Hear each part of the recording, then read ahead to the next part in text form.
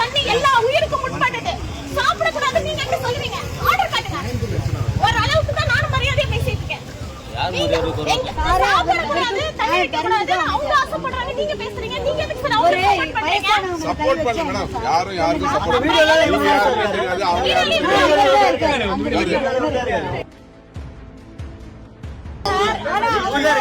அவங்க உங்க அவர் மேல இந்த கோபம்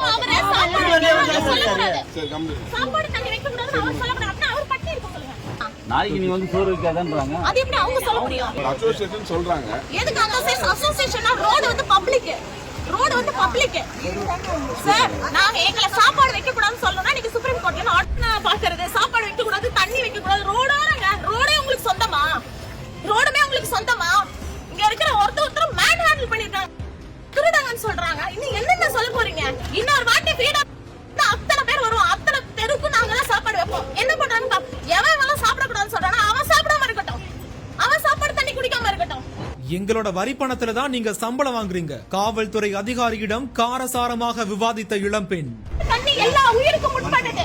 சாப்பிடக்கூடாது நீங்க எப்படி சொல்லுவீங்க? ஆர்டர் காட்டுங்க. ஒரு அளவுக்கு தான் நானும் மரியாதையா பேசிட்டு இருக்கேன்.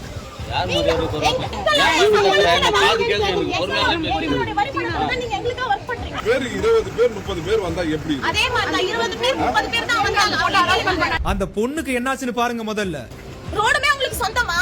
இங்க இருக்கிற ஒருத்தர் மேன் ஹேண்டில் பண்ணி திருடாங்கன்னு சொல்றாங்க. இன்னும் என்னென்ன சொல்ல போறீங்க? சாப்பிடக்கூடாது, தண்ணி வைக்கக்கூடாது, அவங்க ஆசைப்படுறாங்க, நீங்க பேசுறீங்க. நீங்க எதுக்கு சார் அவங்களுக்கு சப்போர்ட் பண்றீங்க? யாரும் சப்போர்ட் பண்ணல. நீங்க யாருமே தெரியாது.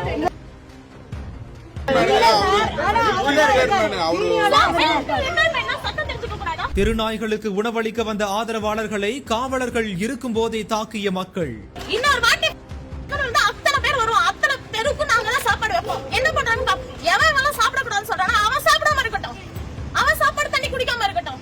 காவல் நிலையத்தை முற்றுகையிட்டு வாக்குவாதம் செய்த ஆதரவாளர்கள். சாப்பாடு அசோசியேஷன்லயே வச்சுப்பாங்க. எந்த அசோசியேஷன்ல